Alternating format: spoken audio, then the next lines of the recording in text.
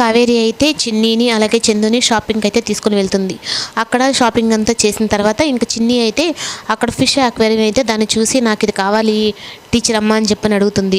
అప్పుడు ఇంక అడిగిన తర్వాత తను దాన్ని ప్యాక్ చేయండి అని చెప్పని అంటే ఈ లోపల దాన్ని ప్యాక్ చేసే లోపల అయితే నాగవల్లి అయితే వచ్చి ఇది నాకు కావాలి అని చెప్పని అంటుంది. ఇంకా ఇది నీకు కావాలి అంటే వాళ్ళు తీసేసుకున్నారు కదా అని చెప్పినా వినిపించుకోకుండా ఇది నాకే కావాలని చెప్పి దాని మీద చెయ్యి అయితే వేస్తుంది. అప్పుడు ఇంకా కావేరి అయితే వచ్చి అది మేము ఆల్రెడీ తీసేసుకున్నాం కదా, నువ్వు ఎందుకు మళ్ళీ దాన్ని తీసుకోవాలంటున్నావు, దీన్ని ప్యాక్ చేయండి అని చెప్పని అంటుంది. ఇంకా బిల్ కౌంటర్ దగ్గరికి అయితే వెళ్ళిన తర్వాత ఇంకా ఆక్వేరియం కూడా తను చిన్ని అక్కడ పక్కన పెట్టుకొని ఉంటుంది. నాగవల్లి అయితే షాపింగ్ అంతా అయిపోయిన తర్వాత ఇంకా అక్కడికి వచ్చి ఇంకా వీళ్ళు షాపింగ్లో బిల్ కౌంటర్ దగ్గరే ఉన్నారు కదా అని చెప్పని ఆక్వేరియం అయితే తోసేయాలని చూస్తుంది. అదంతా అయితే చిన్ని చూసి ఉంటుంది. అప్పుడు అది కాస్త చిన్ని కాలు మీద అయితే పడిపోతుంది.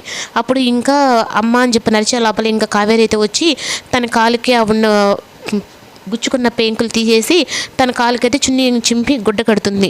అప్పుడు ఇంకా చిన్ని అయితే పైకి లేచి ఎందుకు అంటే దాన్ని తోసేసారు మీరు అని చెప్పానంటే ఇంకా కావేరికి అయితే ఇంకా నాగవల్లి మీద చాలా కోపం వస్తుంది. ఏంటి నేను తోసాను నువ్వు చూసావా, నేను తొయ్యలేదు ఏదో చెయ్యి తగిలిందని చెప్పానని అంటూ ఇంకా చిన్ని మీదకైతే నాగవల్లి చెయ్యి ఎత్తుతుంది.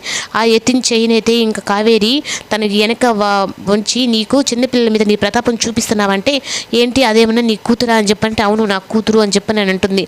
ఇంకా అలానే అనేటప్పటికి ఇంకా చిన్ని అయితే నవ్వుతూ ఉంటే ఇంకా మళ్ళీ నా పిల్లలందరూ నా స్టూడెంట్స్ అందరూ నాకు పిల్లలు లాంటి వాళ్ళే, నువ్వు చిన్న పిల్లల మీద ఇలాంటి ప్రతాపాలు చూపించడం మానవా, నువ్వు నీకంత దూలగా ఉంటే రేపు గ్రౌండ్ దగ్గర